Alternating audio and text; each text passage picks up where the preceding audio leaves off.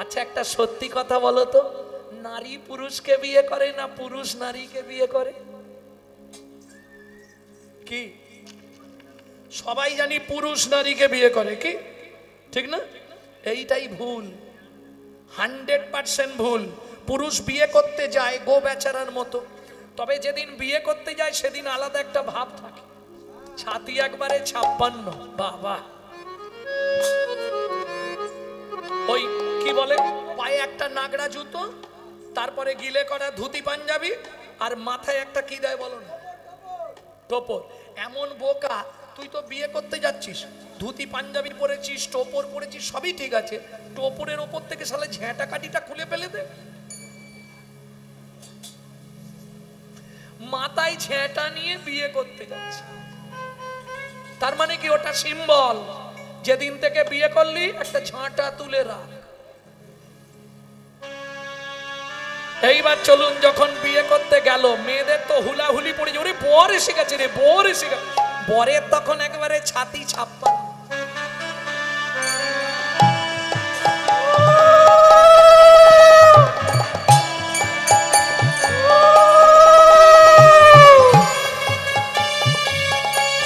আস্তে গিয়ে কোথায় দাঁড়ায়, ছাদনা তলা। এইবার মেয়েটা আসছে লোকের কোলে করে পিড়িতে বসে, ওই কি পাতা বলো, পান পাতা চাপা দিয়ে এলো। ভালো করে বুঝবেন কথাটা, কবার ঘরে, 4 বার 7 বার, বাবা 7 বার ঘুরলো কে, মেয়েটা। এ গো বেচারার মতো চুপ করে দাঁড়িয়ে।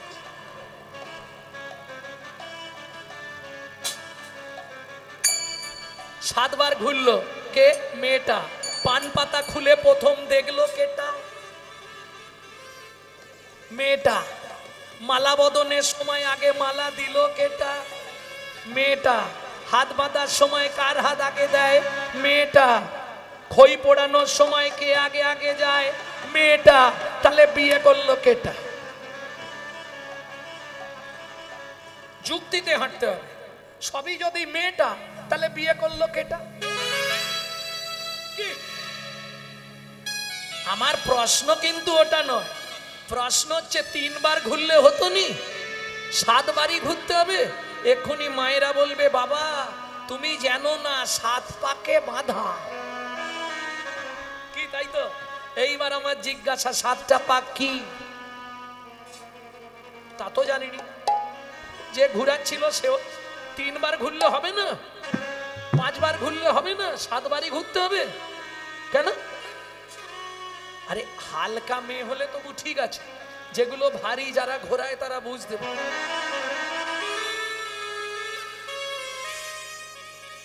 কি সারা জীবনে বিয়ে বাড়ি আসবে না। ভক্তমন্ডলী, ভক্তিমতী মায়েরা, 7 বার কেন ঘোরানো হয় জেনে নিন। এ তথ্যটা আপনারা জানেননি, জেনে নিন। 7টা পাক কেন, বিশেষ করে স্বামীরাও ভালো করে শুনে নাও। তুমি ভাবো বিয়ে করেছি মানে 24 ঘন্টাই আমার বউ, না, 3 ঘন্টা তোমার বউ। হ্যাঁ, আজ থেকে তোমরা প্রতিবাদ করবে, শিখিয়ে দিচ্ছি। 24 ঘন্টায় 8টা কাল, 3 আসতে 24 ঘন্টা। একটা কাল নারীর নিজের জন্য স্বাধীন, কেউ কিছু বলতে পারবে না, ওর মতো চলবে। বাকি 7টা কাল স্বামীর কাছে 7 রকম ভাবে পরিচারিকা হবে, সারাক্ষণ শুধু বউ নয়। তাহলে সোহাগে ভগিনী রমণে রমণী, সোহাগে ভগিনী রমণে রমণী, ধ্যানে জ্ঞানে এরা মাতৃজননী, ধ্যানে জ্ঞানে এরা মাতৃজননী। অন্নপূর্ণা গৃহ লক্ষ্মী, অন্নপূর্ণা গৃহ লক্ষ্মী, দাসীবাদী বা কিঙ্করী, দাসীবাদী বা কিঙ্করী। তাই তো 7টা পাক মারি, তাই তো 7টা পাক ঘুরি। বুঝে নিলেন? সোহাগে ভগিনী, ভগ্নী মানে বোন, রমণে রমণী স্ত্রী, ধ্যানে জননী, যখন ভাত খেতে দেবে অন্নপূর্ণা, যখন সন্ধ্যাবেলায় তুলসী তলায় পু, তখন গৃহলক্ষ্মী। আস্তে, যখন রাত্রিবেলা স্বামীর পায়ে তেল দেবে তখন দাসী। এখন উল্টে গেছে মাসি, তেল আর দেয়, দেয় তোমার ভাগ্য ভালো তো গো। বলছে দেয়, যাক তোমার ভাগ্য ভালো। ভক্তমণ্ডলী, ভক্তিমতী মায়েরা, এটা বাহ্যিক তত্ত্ব বলে দিলাম। এবার অভ্যন্তরী অন্তর্জগতের তত্ত্বটা বলবো। সেটা কি, আগেকার দিনে দেখবেন বনেয়াদি বাড়িতে একটা হারকিন জ্বালা থাকতো। ও কবে জেলেছিল মনে নেই, কাঁচে নোংরা হলে আবার বন্ধ করে একবার পুঁছবে আবার জেলে দেবে। আগেকার দিনে দিনের বেলা কমিয়ে দেবে, রাত্রেবেলা জোর বাড়ি দেবে, হারকিন কিন্তু চলবে। এবার পুরুষ তোমরা বুঝে নাও, সকালবেলা গিয়ে দেখবে হারকিনের কাঁচ লাগানো জ্বলছে, কিন্তু ভেতরে 10-15 জন চিৎপাত খেয়ে পড়ে গেছে। কে? পোকা। একদম ঠিক। এবার পুরুষ বুঝে নাও, নারী হলো হারিকিন, পুরুষ হলো পোকা। না জেনে ভেতরে গেলেই পুড়ে মরবি বোকা, পুরে মরবি বোকা। তত্ত্বটা বলবো এবার। যেমন দীপিকা উজরে অতিকা, যেমন দীপিকা উজরে অধিকা, ভিতরে অনল শিখা, ভিতরে অনল শিখা।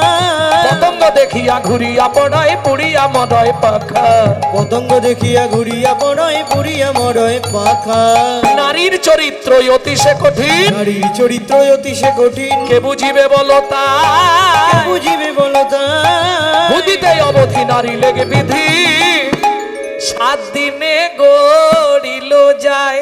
7 দিনে গড়ি। ও মাইরা, তত্ত্বটা এবার বুঝে নাও। একটা নারী সৃষ্টি করতে বিধাতার সময় লেগেছিল 7 দিন 7 রাত।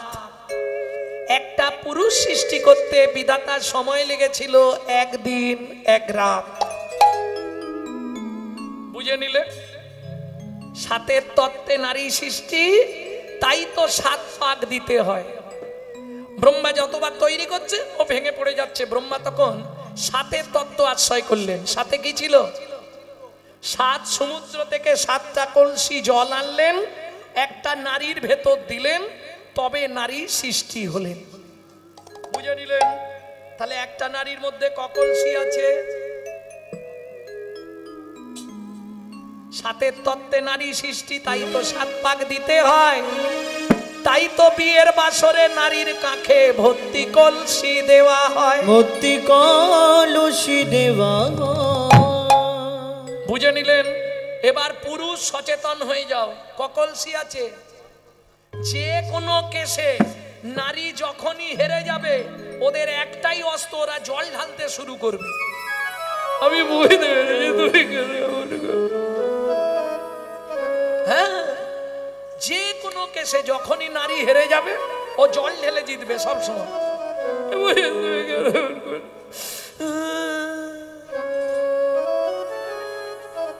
নারী সব সময় দেখবেন কেঁদে জিতে। কি? হ্যাঁ, ললিতা। তবে সোনরূপের কথা বলি, বিয়েতে একটা সোনার কলসি যৌতুক দিয়েছিল। সেদিন কি পড়ে মধ্যে ওই সোনার কলসি নিয়ে যমুনায় জল আনতে গেলাম, যেই ঢেউ দিয়ে ডুবাবো, ব্যাস হয়ে গেল। কি হলো রে? কি হলো রাই? দেখলাম কদমে তলায় চিকনে কালায় বাজায় বাঁশরি, কদম তলা চিকন কালায় বাজায় বাঁশরি। শুনতে কানে বাজলো প্রাণে, ভাসলো গাগরি। শুনতে কানে বাজলো প্রাণে, ভাসলো গাগরি। সোনার কলসি যমুনায় ভেসে গেল, সোনার কলসি যমুনায় ভেসে গেল। ওই অখিল রূপে নয়ন দিয়ে। ওরাই তুই সাঁতার জানিস নে? না, না জানে তরুণীর মন কখনো সাঁতার। যখন বাঁশি শুনলাম বেশ ভালো লাগলো, তাকিয়ে দেখি কলসি মাছ যমুনায়। বলে তারপর বাড়িতে গেলেই এবার তো বকবে, জল না নিয়ে গেলে রান্না হবে কিসে? ললিতা বলছে রাধে তুই কি করলি তখন? বলে সখীরে ভরা জলে ফিরে এলাম, সখী ভরা জলে ফিরে এলাম, ভরা জলে। ভুল বোঝাচ্ছিস কেন? এই তো বললি কলসি ভেসে গেল, আবার বলছিস ভরা জলে ফিরে এলাম। তোর কলসি যদি ভেসে গেল তাহলে বললি কি? রাধারানী বলছে ললিতা রে, ললিতা রে, কাখের কলসি ভেসে গেল যমুনায়, কিন্তু একটা নয়, বিধাতা আমাকে যে দুটো কলসি দিয়েছে সেই কলসি দুটো ভরে নিয়ে এলাম। আমি নয়ন কুম্ভ ভরে আনিলাম, আমি নয়ন কুম্ভ ভরে আনি ওই গোবিন্দ রূপে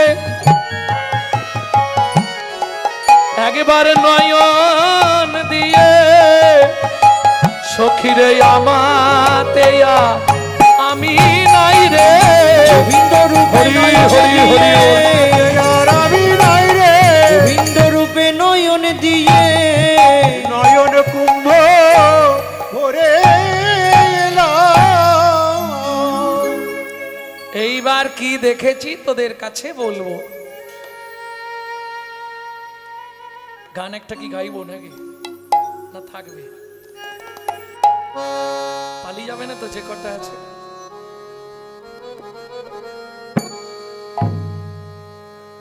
দরকার নেই, গাইবো। কি দেখলাম জানিস ও ললিতা? দেখলাম সবর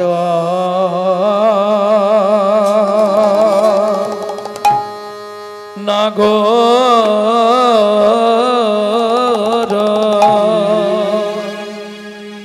ও না গরু ওয়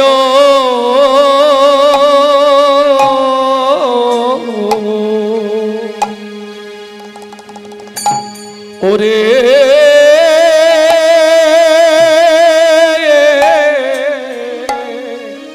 ওরে না গরু রা আয়া আয়া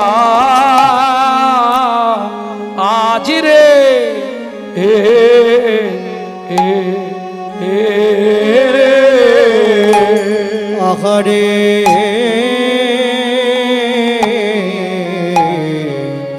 আরে সবর নাগর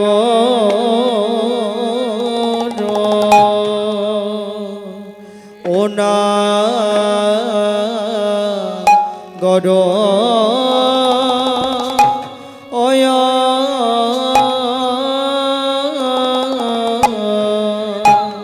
ওরে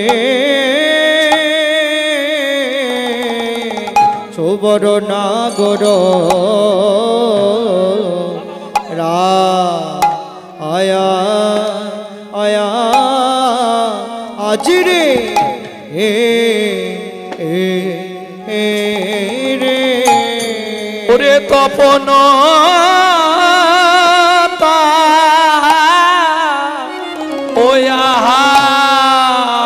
রে এ এ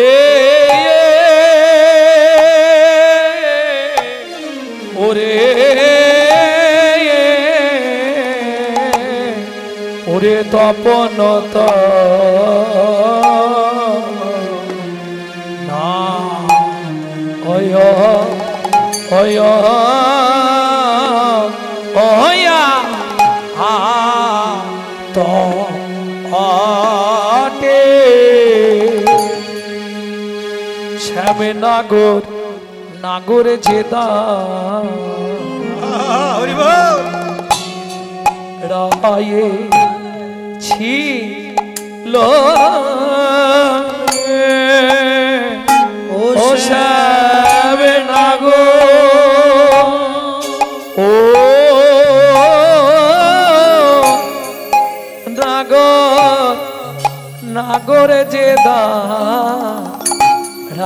দাঁড়ায়ে ছিল রে ও শ্যাম নাগর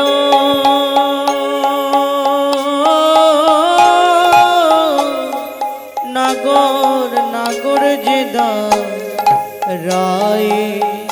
ছিল রে শ্যাম নাগর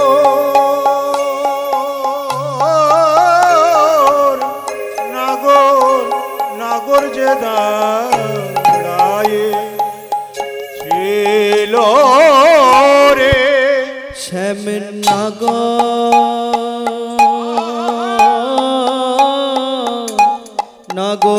নাগর যে দাঁড়ায়ে ছিল শ্যাম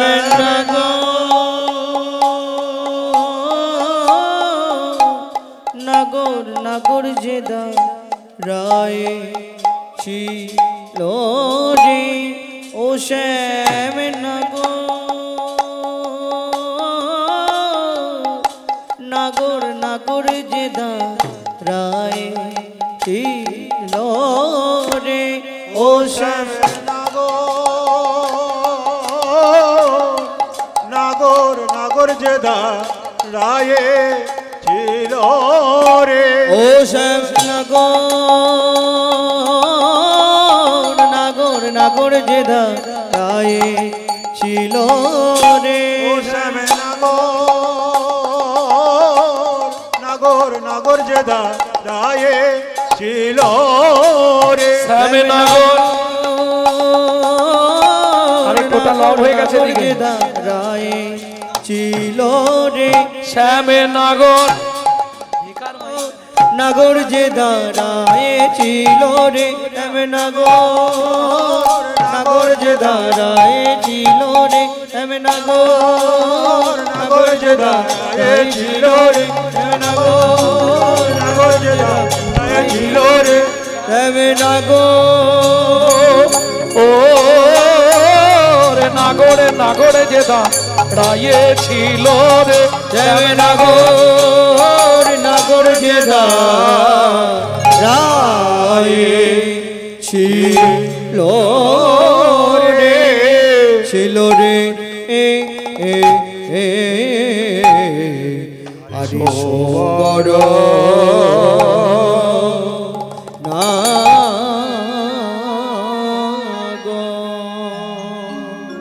কি দেখলাম শোন বলি, তোরা আমার অন্তরঙ্গ সখী তো, তোদের কাছে ছাড়া কারো কাছে তো বলা যাবে না, তোদের কাছেই বলছি। দেখলাম সোবর নাগর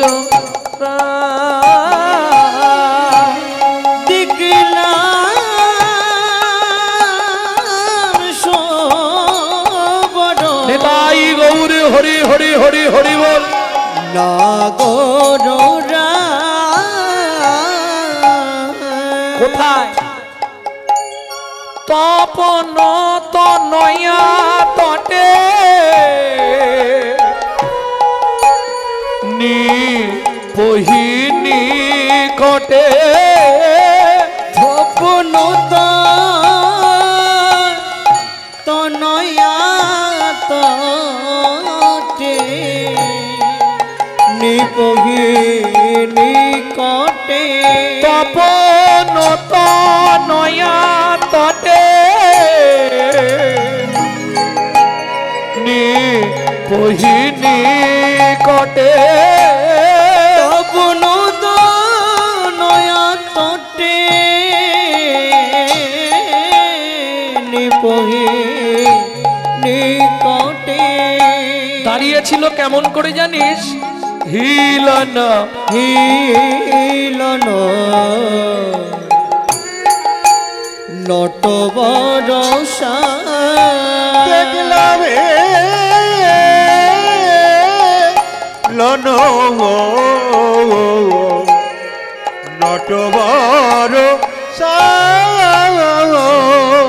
নাগর যে দাঁড়ায়েছিল শ্যাম নাগর যে দাঁড়ায়েছিল বলি যমুনার কুল করে শ্যামনগরে যে দাঁড়ায়ে ছিল ওই শ্রী যমুনার কুল আলো করে এই এখনই দেখে এলাম যমুনার কুল আলো করে এখনই দেখে এলাম যমুনার কুল আলো করে শ্যামনগর যে দাঁড়িয়ে ছিল। জয় রাধে।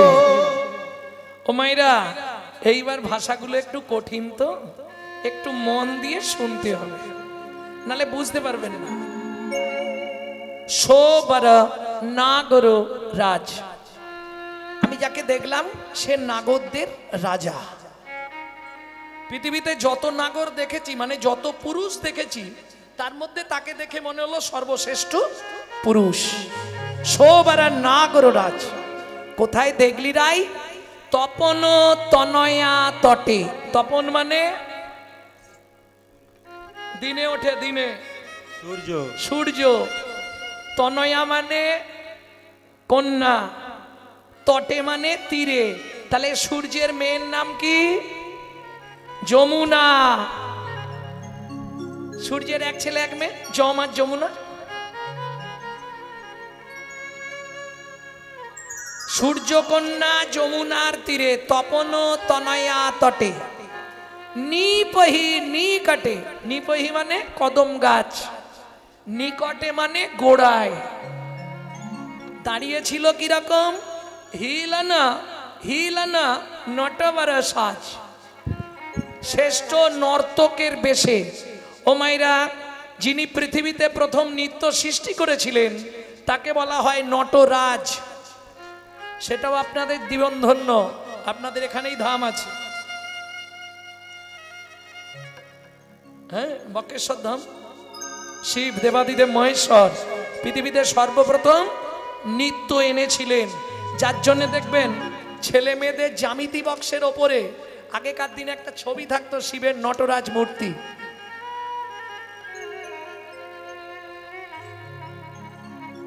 তাহলে যিনি পৃথিবীতে প্রথম নৃত্য আনলেন তাকে বলা হয় নটরাজ।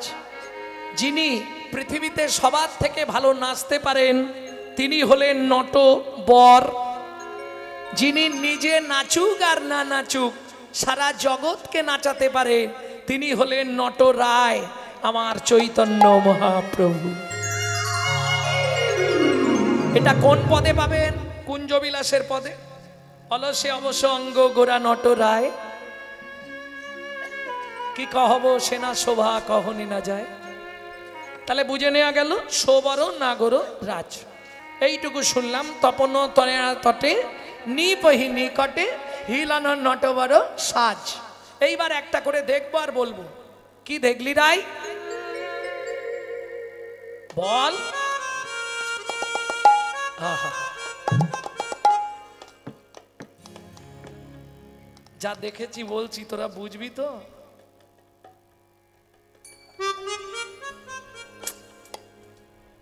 আমাকে বলতে দে, তারপর ক্যাক ক্যাক করবি। আমি বলিনি আগে থেকে, তোরা সব হামলাচ্ছিস। আরে আমি আগে বলি তবে তো বাজাবি। সারে মাগা রে গাসা, এবার বাজা। রে পা মাগা রে গাসা, রে মা পা নিশা, পনিশা রে মাগা, সারে নিশা নিধা পা ধা পা মাগা, রে মা পনিশা পাধা মা পা গা মা রে গা, সারে নিশা। কি দেখলি? কি দেখলাম জানিস? মর কদম কুর রতন জিনি লাবনি, মোর কতম কর রতন জি নীলাবনি। মরকত মুকুর, মরকত মুকুর, মরকত মুকুর জিনি। আস্তে, মরকত মরকত। ও মাইরা, মরকত মানে প্রতি বছর রূপ শুনি, মরকত মানে কি এটাই জানি না। এই যত গ্রহ আছে তার মধ্যে সব থেকে ডেঞ্জার গ্রহ কোনটা? জোরে বলো। শনি। শনির এফেক্টিভ স্টোন হচ্ছে নীলা। নীলাকে বিশুদ্ধ বাংলায় বলা হয় মরকত। যারা দীঘা বা পুরী গেছেন আয়না দেখেছেন তো? চারদিকে ঝিনুক দেয়া, মাঝখানে আয়না দেখেছেন কি? দেখেছেন? আমি আজকে একটা আয়না দেখলাম কদমতলায়। ওমা, আয়না? হ্যাঁ, মুকুর। মুকুর মুকুর মানে আয়না, মার্কাত দিয়ে বাঁধানো। মার্কাত মানে নীলা। নীলা দিয়ে বাঁধানো মানে গোবিন্দের মুখটাকে বলছে। নীলা দিয়ে বাঁধানো রে। দেখলাম নীলকান্ত মণি বসিয়ে, মাঝে একটা আয়না। ওরাই খুলে বলতো একটু, বলে শুনবি ললিতা? मरकत मुकुर रतन जिनि लावनी, मरकत मुकुर रतन जिनि लावनी, पोती तनु पीरिति पशा, पोती तनु पीरिति पशा। मरकत मुकुर, मुकुर माने आयना, नीला दिए बांधानो। कदम तलाय देखलाम। कदम तलाय आयना देखली? हाँ। पोती तनु पीरिति पशा, मरकत मुकुर रत्न जिनी लावनी। এই যে লাবণ্য, লাবণ্য, লাবণ্য আমি বোঝাতে পারবো না, ওটা মায়েরা বোঝে। এই লাবণ্য কি করে হয়? বিউটি পার্লারে গেলে। কিন্তু বিশ্বাস করো, বিউটি পার্লারে গেলে যে লাবণ্যটা হয় ওটা 2 দিন 3 দিন 4 দিন থাকবে কি? হ্যাঁ গো, বিয়ে যখন করতে গেলাম একবারে দুধের মতো ফর্সা, তারপরে বাড়ি আসার পর দেখি ঝুলের মতো কালো। তার মানে কি ও ঘষে ঘষে মাল সাদা করে দিয়েছে সব। বিউটি পার্লারে ওটা কদিন থাকবে? 1 দিন 2 দিন 3 দিন। কিন্তু যদি লাবণ্য ধরে রাখতে চান তার জন্য একটা সাধন আছে। কি করতে হবে? 80 ফোঁটা রক্তে হয় 1 ফোঁটা শুদ্ধ সত্তা। 80 ফোঁটা শুদ্ধ সত্তায় হয় 1 বিন্দু রজ। 80 ফোঁটা রজয় হয় 1 ফোঁটা অজ। 80 ফোঁটা অজয় হয় 1 ফোঁটা মর্জা। 80 ফোঁটা মর্যায় হয় 1 বিন্দু লাবণ্য। আগের গুলো ফোঁটা হচ্ছিল, এটা এসে বিন্দু। সেটা কাজ ছিল একমাত্র রাধা ঠাকুরানী আর গোবিন্দের। বংশী জ্ঞানামৃত ধাম লবণামৃত জন্মস্থান, যে না হেরে সে চাঁদ বয়ান, সে নয়নে কি বা কাজ, পড়ুক তার মুন্ডে বাজ, সে নয়ন রহে কি কারণ। সখীরে শোনো মোর হিতবিধি বল, হিতবিধি বল, মোর চিত্র বাবুমান সদাই ইন্দ্রিয়মান, সদা কৃষ্ণ করে দর্শন, সদা কৃষ্ণ করে দর্শন। তার সাথে যে না জানে জন্মিয়া না মইল কেনে, মইল কেনে, সেই না বস্তার সমান, বস্তার সমান। ওই কামার শালের হাপত দেখেছেন? ভুস ভুস, একজন টানে আর একজন পেটায়, আগুন জ্বলে। বড় বড় কামার শালে দেখবেন, ওই দুবরাজপুরের ওইখানটায় মনে হয় আছে কামার পাড়ায় বড় কামার শাল। হাওয়া একজন টানছে বসে বসে টুলেতে, আর একজন ওই আগুন যত বাড়ছে, লোহাগুলো লাল হচ্ছে, তত পেটাচ্ছে। এ পাশ দিয়ে হাওয়া দিচ্ছে, ও পাশ দিয়ে বেরিয়ে চলে যাচ্ছে হাপরের মতো ভুস ভুস। বললে শোন, সেই নাসা ভস্তার সমান। কোন নাসা? যে নাসা গোবিন্দ অঙ্গের গন্ধ নিতে পারলো না, সেই নাসা ভস্তার সমান।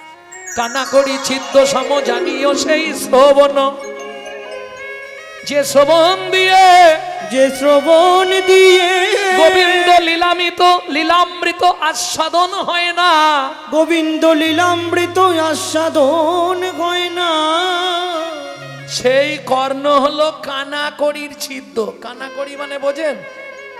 আগেকার দিনে কড়ি বর্গার ঘর হতো না, দেখেছেন? কড়ি বর্গার ঘর, ওই ইট পেতে মাঝখানে একটা করে কড়ি বর্গা থাকতো, ইট সাজিয়ে ওপরে ঢালাই করে দিত চুনসুরকি দিয়ে, কড়ি বর্গার ঘর।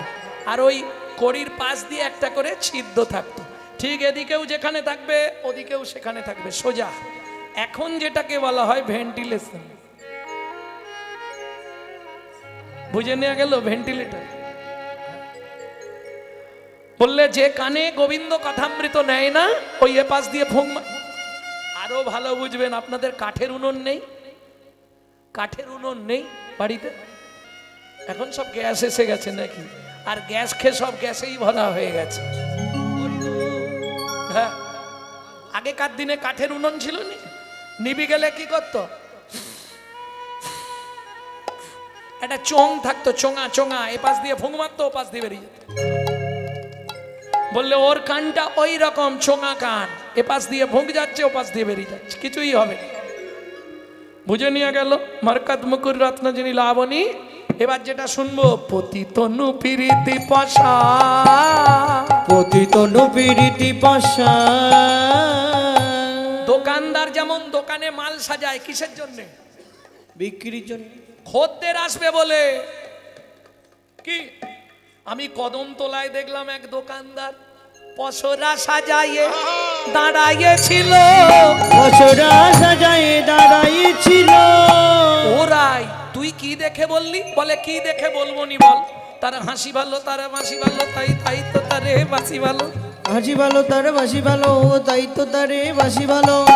তার হাসি ভালো, বাঁশি ভালো, তাই তো তারে বাঁশি ভালো। তাহলে আমার দোষ কোথায়? এই পসরা, পসরা মানে বোঝেন তো, ঝাঁকা সাজানো ডালা। পসরা সাজিয়ে বসে আছে, কিসের পসরা? প্রীতি।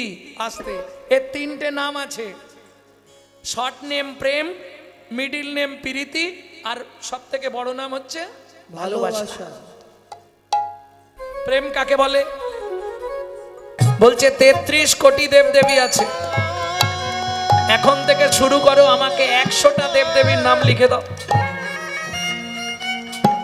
তাহলে কীর্তন ছেড়ে আমি তোমার বাড়িতে রয়ে যাব। 100টা, বেশি তো 33 ছেড়ে দাও, 33 কোটি বাদ দাও, হাজারও নয় 500 বলিনি, 100টা লিখে দাও।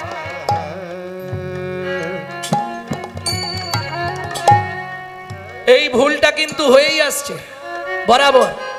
দেবতা কত রে? 33 কোটি বলি না? এই ভুলটা আমিও বলতাম, কিন্তু এক সময় নবদ্বীপে এক পণ্ডিতের বাড়ি কীর্তন করতে গেলাম। পণ্ডিত মশাই খুব জ্ঞানী মানুষ। উনি বললে, বাবা গৌরাঙ্গ, তুমি একজন শাস্ত্রজ্ঞ হয়ে 33 কোটি দেবতা বলছো, কোথায় লেখা আছে? তা তো জানিনি জ্যাঠামশাই, বাবা বলতো, দাদু বলতো, আমিও বলছি, এটাই হয়েছে। কি সবাই বলে, আমিও বলি, সবাই সন্ধ্যেবেলা সন্ধ্যা দেয়, আমিও দিই, কেন দিতে হয় এসব জানি না। 33 কোটি, তাহলে 33 কোটি বললে না, তুমি এক কাজ করো, কঠোর উপনিষদ পড়ো। কঠোর উপনিষদ পড়লে আপনি পাবেন হিন্দুদের দেবতার সংখ্যা 33 কোটি, নট কোটি, 33 কোটি। কোটি মানে প্রকার, কোটি মানে প্রকার। 33 প্রকারের দেবতা আছে আমাদের হিন্দু ধর্মে, 33 কোটি নয়, 33 কোটি। দ্বাদশ আদিত্য, একাদশ রুদ্র, অষ্ট বসু, 2 অশ্বিনী কুমার। এই প্রকার, এই প্রকার ভেদে এবার গণনা হবে। বুঝে নিয়ে গেল? 33 প্রকারের দেবতা আছে। তাদের মধ্যে সব থেকে দেখতে সুন্দর হচ্ছে চাঁদ। তার প্রমাণ কি? আপনার পাড়ায় যদি কোনো দেখতে সুন্দর বা সুন্দরী জন্মায়, তাকে কি বলে? দেখেছিস? চাঁদের পেনা। মুখটা দেখেছিস? চাঁদের মতো। তার মানে কি? চাঁদকে সব থেকে দেখতে সুন্দর। সেই চাঁদ যেদিন নবদ্বীপে মহাপ্রভু জন্মালেন, একসঙ্গে 3টে গ্রহণ। মহাপ্রভু কোথায় জন্মেছিল? নবদ্বীপে। নদিয়া তো জেলা। হিন্দু হয়েছে এইগুলো জানোনি? নদিয়ার নবদ্বীপে। এবার আমার প্রশ্ন, একটা ছেলে 9টা জায়গায় জন্মাবে কি করে? 9টা দ্বীপ নিয়ে তো নবদ্বীপ। কি গো, একটা জায়গার নাম তো নবদ্বীপ নয়, 9টা দ্বীপ। অগ্রদ্বীপ, বদ্বীপ, শলমিলি দ্বীপ, জম্মুদ্বীপ, 9টা দ্বীপ নিয়ে নবদ্বীপ। তাহলে একটা ছেলে 9টা দ্বীপে জন্মালো কি করে? সবাই এটা বলে মহাপ্রভু জন্ম কোথায় রে? নবদ্বীপ। আরে নবদ্বীপের কোথায়? কোন দ্বীপে? অন্তদ্বীপে। শচীগর্ভ সিন্ধু মাঝে নিম্নবৃক্ষের তলায় মহাপ্রভু জন্মালো। যেদিন জন্মগ্রহণ সেদিন 3 গ্রহণ। কি কি কি কি গ্রহণ ছিল? মহাপ্রভুর জন্মগ্রহণ, আকাশে লাগলো চন্দ্রগ্রহণ, আর নদী আর নরনারীগণ একসঙ্গে করলেন হরিনাম গ্রহণ। দুটো ঠিক ছিল, একটা মিথ্যে হয়ে গেল। কে লিখছে? রাধা গোবিন্দনাথ, 6 খণ্ড চৈতন্য চরিতামৃতে। কি ভুল হলো? বললে শোনো, চন্দ্রগ্রহণ ছিল না, ওই চাঁদ দেখে এই চাঁদ লুকিয়ে পড়েছিল। হে রে সুধাকর কর মুরাছি চরণ তলে। কি হে ঋষুরা কর, হরি বল হরি বল হরি বল। হে রে সুধাকর মুরাছি চরণ তলে। হে ঋষুরা কর মুরছি চরণ তলে। বড় দর্শন করু বদরি ধরি গোদা রূপের যাই বলি হারি। ও প্রিয়া রে গোরা রূপের যাই বলি হারি, ও প্রিয়া রে। গোরা রূপে গোরা রূপে গোরা রূপে যাই বলি আরে। আস্তে ও মাইরা, গগনের চাঁদ যেদিন গৌর চাঁদ দেখলো, একবারে ওপর থেকে ঝাঁপ দিয়ে পড়ে সুসাইড করলো। লেটেস্ট খবর, চাঁদ সুসাইড করেছিল। কিন্তু যখনই সুসাইড করলো, চাঁদের কি হলো? 10টা টুকরো হয়ে গেল। পড়ার সঙ্গে সঙ্গে 10টা টুকরো হয়ে গেল। মহাপ্রভু বললেন, চাঁদ তুই যখন নিচে পড়ে গেলি, তা এক কাজ কর। ভোল্টেজ দেখো, তুই যখন নিচে পড়ে গেলি তা এক কাজ কর, তুই তো 10টা টুকরো হয়েছিস, আয় তোকে আমি কৃপা করে দিই। কোথায় নিলেন? পণ্ডিত জগদানন্দ ব্রহ্মচারী লিখছে। কি লিখছে? চাঁদ যখন ঝাঁপ দিল 10টা টুকরো হলো, মহাপ্রভু ওই 10টা চাঁদের টুকরো দিয়ে পায়ের 10টা নখারবিন্দ সৃষ্টি করলেন। হে রে সুধাকর মুরছি চরণ তলে। আমার জীবনে মনে হয় প্রথম হে ঋষুরা কর মুরছি চরণ তলে। হে রে সুধাকর মুরছি চরণ তলে। হে ঋষুরা কর মুরছি চরণ তলে। পড়ু দর্শন করু বদরি ধরি গোরা রূপের যাই বলি হারি। ও পিয়ারে গোরা রূপে তাই গৌর হরি বলি হারি, ও প্রিয়া রে। গোরা রূপে যাই বলি আরে। ও পিয়া রে গোরা রূপে গোরা রূপে গোরা রূপে যাই বলি আরে।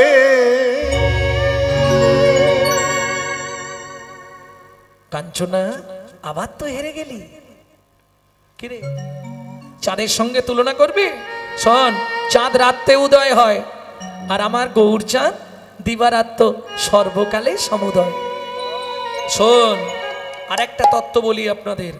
ওই চাঁদের আলো কোনো অন্ধকার গুহার মধ্যে প্রবেশ করে না, করে?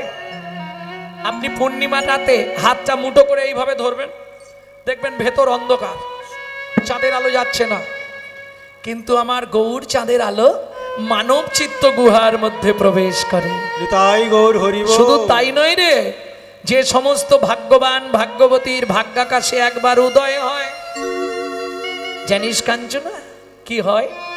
তার ভেতর বাহির আলো করে, ভেতর বাহির আলো করে, তার ভেতর বাহির আলো করে, তার ভেতর বাহির আলো করে। একবার উদয় হলে অস্ত যায় না, ভেতর বাহির আলো করে, তার ভেতর বাহির অস্ত যায় না, তোর বাহির আলো করে। একবার উদয় হলে অস্ত যায় না, ভেতর বাহির আলো করে। উদয় হলে আর অস্ত যায় ও না, যে চিদানন্দন মুদা ভাতি, উদয় হলে অস্ত যায় না, মুরাভাতে উদয় হলে আর অস্ত যায় না। তোর বাহির আলো করে। কটায় হারলাম? 4টে, এখনো একটা আছে, এটাই জিতবই, একদম নিগুড় প্রতিজ্ঞা। এটা কি হুমায়রা? বর্তমানে মনে হয় 80 নাকি 80-90 তো ভরি। এটা মায়েরা বলতে পারবে। সোনা সোনা, সুবর্ণ, সুবর্ণ মানে সোনা। সোনার দাম আছে কিন্তু মান নাই, এটা কি জানেন? আপনারা হয়তো সোনা বীরভূমের মানুষ পায়ে পরেন না, পরেন পায়ে? সোনা পরেন না। ম্যাড্রাস চলে যান, তিরুপতি বালাজি, তামিল। আমি গিয়েছিলাম তো, ওখানে দেখলাম ওই যে পায়ের আঙ্গুলে যেগুলো কি বলে, আঙ্গট আঙ্গট না কি বলে, তোমরা কি বলো?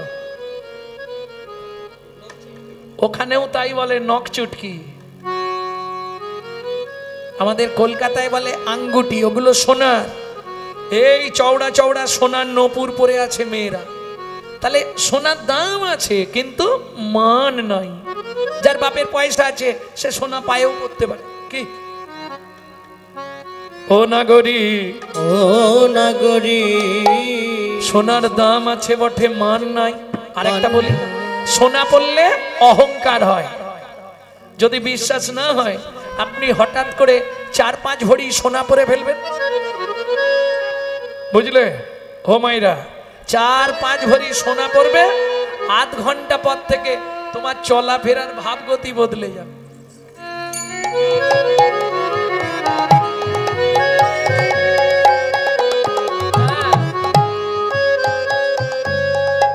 এটা মেনে মানতেই হবে। সোনা বললে অহংকার। এই বাবারা বলবে, আগেকার দিনে জমিদাররা সামনের দাঁতগুলো সোনা দিয়ে বাঁধাতো না, আস্তে সোনার দাঁত দিয়ে, এই সোনা দিয়ে দাঁত বাঁধাতো, সামনের বড় দাঁত দুটো, আর রাস্তাঘাটে দাঁত বার করে চলতো।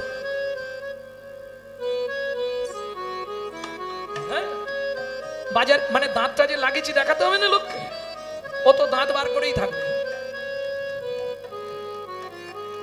তো ওই বাজারে পটল কিনতে গিয়ে জিজ্ঞেস করছে, পটল কত করে, পটল কত করে, দাঁত বার করে। তা যিনি পটল বেচছে সে এক মহিলা, সে বলছে, এই যে জমিদার, তোমার দাঁত দেখাতে এসছো আমাকে? আমারও আছে সোনা, এই দেখো দুইটা দুইটা। তার এখানে একটা সোনার ডুমরু বাঁধা আছে। তাহলে সোনা পড়লে অহংকার হয়। এখন সোনা তো পড়েছে, হঠাৎ স্ত্রী কাঁদছে, বলছে কাঁদছো কেন?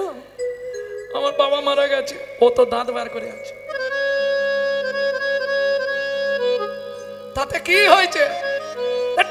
বাবা মারা গেছে বলছি দাঁত বার করছে, এটা তো এর অভ্যাস।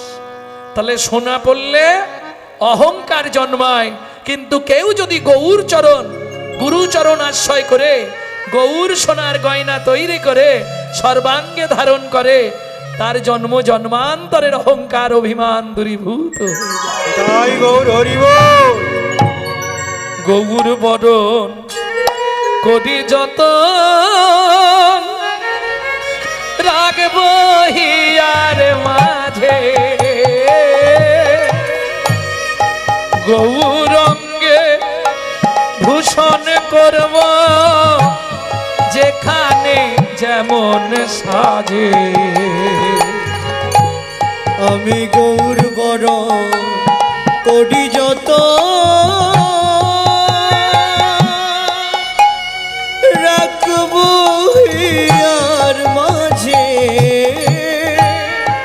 গৌর গঙ্গে পোষণ করব যেখানে যেমন সাজে। গৌর বড় গোরচনায় গোরা গোরা লিখব গায়, গৌর বলে যাব চলে সোনার নদিয়া। বলো সেই দিন আমার কবে বা হবে, সেই দিন আমার কবে বা। আমি গৌর বলে বিকায়ে যাব, সেই দিন আমার কবে বা হবে। আমি গৌর গৌর বলে বিকায়ে একবারে গৌর কৃপা করো বলে, গৌর বলে বিকায়ে যাব, করো বলে গৌর বলে বিকায়ে যাব। আমার সেই দিনই বা কবে বা হবে। এই শোন, সোনা ক্ষয় হয়। এক ভরি কিনলে 5 বছর পরে এক ভরি থাকবে, ক্ষয়ে যাবে। সোনার ক্ষয় হয় আর আমার গৌর সোনা বৃদ্ধি হয়। বুঝে নেওয়া গেল? ও নাগরী, শুধু তাই নয় রে কাঞ্চনা, সোনা পড়লে চোর ডাকাতের ভয় হয়। হঠাৎ 5 ভরি সোনা পড়ে রাস্তা দিয়ে হেঁটে যেতে পারবে? সব কেড়ে নেবে। কিন্তু কেউ যদি গৌর সোনাকে আশ্রয় করে, আশ্রয় করে, তার চোর ডাকাতের ভয় তো দূরের কথা, তার মৃত্যুর ভয় পলায়ে যায়। মৃত্যুর ভয় হৃদয় গৌর হইও, মৃত্যুর ভয় পলায়ে যায়। তার মৃত্যু ভয় পলায়ে যায়। যদি গৌর সোনা আশ্রয় করে, মৃত্যুর ভয় পলায়ে যায়। গৌর সোনাকে আশ্রয় করে, আর করিয়া গলায় পরে, গৌর সোনাকে আশ্রয় করে, করিয়া গলায় পরে। গৌর সোনাকে আশ্রয় করে, তোর ভয় পলায়ে যায়। সোনার যদি দাম থাকতো,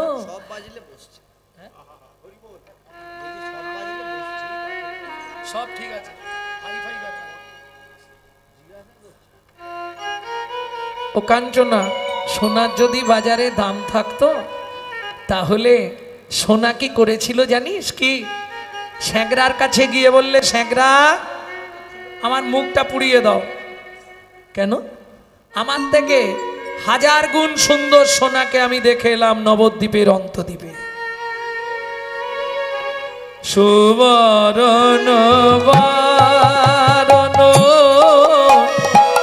হেরি নিজ কুবারণ, সুবরণ বারণ হেরি নিজ কুবরণ, মানিয়া মন মনস্তা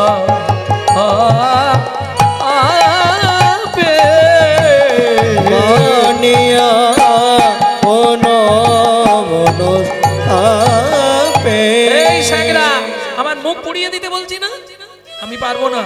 কি করলো? নিজ তনু জারি ভসম সম করাইতে, নিজ তনু জারি বসম সম করাইতে, বৈঠল অনল সন্তাপে, বৈঠল অনল সন্তাপে। সোনা কাঁদতে কাঁদতে ঝাঁপ দিল রে, কাঁদতে কাঁদতে যাবে দিল রে, সোনা কাঁদতে কাঁদতে ঝাঁপ দিল রে। কাঁদতে কাঁদতে যাবে দিল রে, বলে এ মুখ আর দেখাবো না, কাঁদতে কাঁদতে ঝাঁপ দিল রে। এ মুখ আর দেখাবো না, কাঁদতে কাঁদতে যাবে দিল রে। যা সমবিধিক অধিক নাহি অনুভবী, যা সমবিধি কদিক নাহি অনুভবী, তুলনা দিবার নাহি তুলনা দিবারও নাই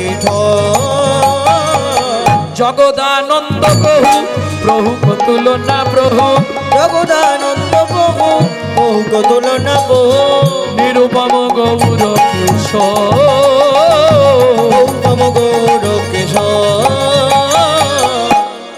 এই পদের যিনি পদকর্তা পণ্ডিত জগদানন্দ ব্রহ্মচারী, যিনি সব সময় মহাপ্রভুর কাছে থাকতেন, খুব অনুরাগ মার্গের ভক্ত। এক সময় চাষ করেছিলেন সর্ষে, এক হাঁড়ি সর্ষের তেল নিয়ে গেলেন নীলাচলে। মহাপ্রভু তখন সন্ন্যাস, নীলাচলে আছে। প্রভু এই তেলটা আমি এনেছি, কোথা থেকে? সচিমাকে দিতে গেছিলাম, সচিমা বলল তুমি মাখবে, প্রভুর জন্য নিয়ে যা। জগদানন্দ তোমার মাথা খারাপ হয়ে গেছে, সন্ন্যাসীর ধর্ম ত্যাগ করা, ভোগ করা নয়। ওই তেল তুমি জগন্নাথ মন্দিরে দিয়ে দাও, জগন্নাথের প্রদীপ জ্বলবে, তাতেই তোমার কৃপা হয়ে যাবে। না প্রভু, জগন্নাথকে আলাদা তেল দেবো, কিন্তু এই তেলটা আমি তোমার জন্য এনেছি, তুমি এটা গ্রহণ করো। মহাপ্রভু বললেন না, উৎকলবাসীর আমার দিকে আঙুল তুলবে, সন্ন্যাসী হয়ে ভোগ করছে, প্রভু তুমি নেবে না? না নেবে না, না। ওই তেলের হাঁড়ি একবারে ভেঙে ফেলল জগদানন্দ পণ্ডিত। তেল একবারে ছড়িয়ে গেল, মহাপ্রভুর পায়ে গিয়েও দু এক ফোঁটা ঠিকরে পড়ল। ওইটা দেখে জগদানন্দের আনন্দ হলো, এক ফোঁটা হলেও তো গৌর চরণে গেছে, এক ফোঁটা হলেও তো গৌর চরণে গেছে, এতেই আমার আনন্দ। ছুটে গিয়ে ঘরে খিল দিয়ে দিল, 3 দিন জল খায়নি। যেই ডাকতে যায় সাড়া দেয়, কিন্তু খিল খুলছে না। আমি কষ্ট করে তোমার জন্য নিয়ে এলাম, তুমি গ্রহণ করলে না। 4 দিনের দিন সকালবেলা মহাপ্রভু ডাকছে গিয়ে, জগদানন্দ না, তুমি আমার নাম ধরে আর ডাকবে না।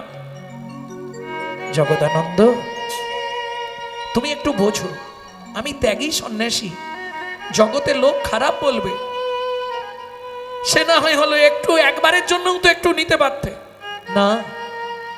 বিষ তো বিষ, সে 1 বিন্দু নিলেও বিষ, আর 1 হাঁড়ি নিলেও বিষ। তুমি দুঃখ করো না, খিল খোলো। বললাম তো আমি এই মুখ আর তোমায় দেখাবো না। জগদানন্দ আমার কথা শোনো, তুমি যেমন 3 দিন সেবা থেকে বঞ্চিত, আমিও 3 দিন এখনো পর্যন্ত জল খাইনি। যেই বলেছে আমিও 3 দিন এখনো জল গ্রহণ করিনি, পণ্ডিত জগদানন্দ একবারে তাড়াতাড়ি দরজাটা খুলে মহাপ্রভুর চরণে আছাড় খেয়ে পড়ল। কি বলছো প্রভু তুমি? হ্যাঁ জগদানন্দ, তোমার মনে আঘাত হয়েছে, এই আঘাত আমি সহ্য করতে পারি। তুমি কিছু খাবে না, আমি খাবো, এটা কি করে হয়? শোনো, ভালো করে তুমি নিজে হাতে রান্না করো, দুপুরে মধ্যাহ্নে আজকে তোমার কাছেই আমি প্রসাদ পাবো।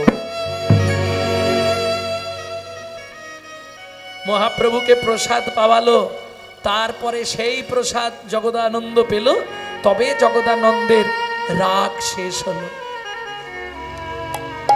সেই পণ্ডিত জগদানন্দ বলছে, শোনো, আমার গৌরের সঙ্গে পৃথিবীতে কোনো ব্যক্তি নাই, কোনো বস্তু নাই যার তুলনা হয় জগদানন্দ।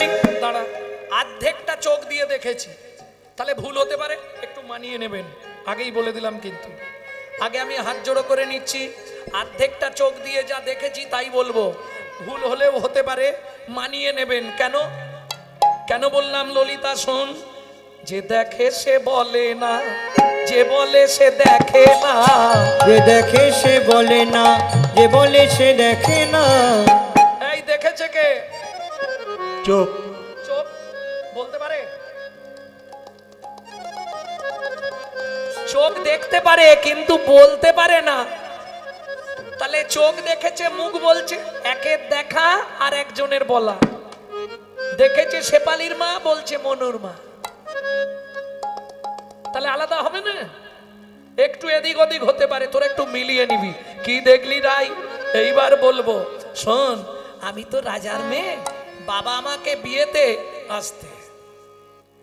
কি রূপ বলবো, রূপের আগে সরঞ্জাম গুছাতে গুছাতেই সময় শেষ। আমি তো রাজার মেয়ে, বাবা আমাকে যৌতুকে একটা সোনার কলসি দিয়েছিল। ও মাইরা, তোমাদের বিয়েতে কলসি দেয় তো না? এদিকে নিয়ম নেই, দেয়। বিয়ের বাসরে কাঁখে কলসি দিতে হবে, ভর্তি কলসি মেয়েদের। কেন? প্রেম কি রে ভাই সহজ জিনিস, প্রেমের বলে কি না হয়? প্রেম কি রে ভাই সহজ জিনিস, প্রেমের বলে কি না হয়? প্রেমের বলে যাই রে গলে উন্নত শির হিমালয়। প্রেমের বলে যাই রে গলে উন্নত শির হিমালয়।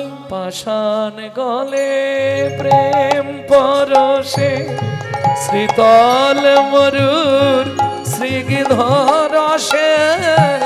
পাষাণ গলে প্রেম পরশে শীতল মরু স্নিগ্ধ রসে।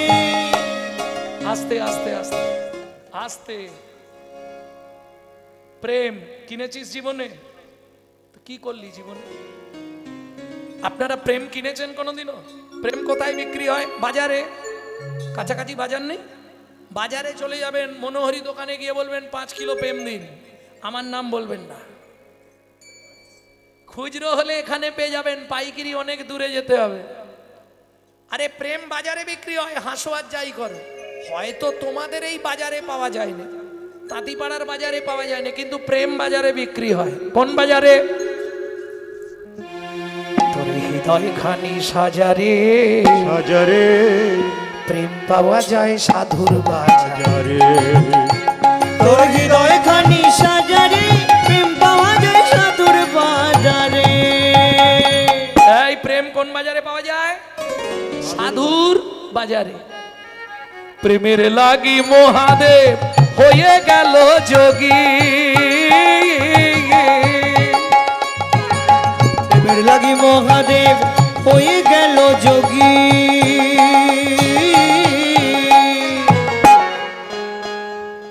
আরে তুমি যাও না, ওনাকেও নিয়ে যেতে হবে। কিরকম দেখো, আরে নিজে তো গেলে পাপ করলে, আবার সে যদিও শুনছিল তার সোনাটাকেও নষ্ট করলে, তাহলে দুজনের পাপ একজনের ঘাড়ে। প্রেমের লাগি ভোলানাথ হয়ে গেল যোগী। প্রেমের লাগি রূপ সনাতন, প্রেমের লাগি রূপ সনাতন হলে নবৈরাগী। এই ভালো করে শুনে নাও, আমাদের তো অনেক বয়স হয়ে গেল, এই প্রেমের জন্যে কি গো, প্রেম পরশে, প্রেম পরশে, এই প্রেম পরশে, প্রেম পরশে, প্রেম পরশে 5 বছরে ধ্রুব প্রহ্লাদ ঘর ছাড়ে। প্রেম পাওয়া যায় সাধুর বাজারে। তোর হৃদয় খানি সাজারে হৃদয় গৌর হরিব, তোর হৃদয় খানি সাজারে প্রেম পাওয়া যায় সাধুর বাজারে। আবার ঘুরে এসছে। ছাড়তে পারবে না, এ তো প্রেম। আঠা একবার মাঝখানে পড়ে গেলে কাটা খুব মুশকিল। তাহলে প্রেম বুঝে নিলাম, প্রীতি নয়নে নয়নে বানবরী সনে তাহাতে জনমে পি। রায় রামানন্দ মহাপ্রভু গদাবরী গঙ্গার তীরে যেটা হয়েছিল প্রীতি, অধরে অধরে মিলন করিলে তাহাতে জনমেতি, ও দেহ এ দেহ একত্রে লীন হইলে তাহাতে জনমেতি। সেই প্রীতির এই তরিতি রাধা কৃষ্ণ একাকৃতি, কলিযুগের গৌরাঙ্গ মূরতি। বুঝে নেওয়া গেল। তাহলে বাকি আছে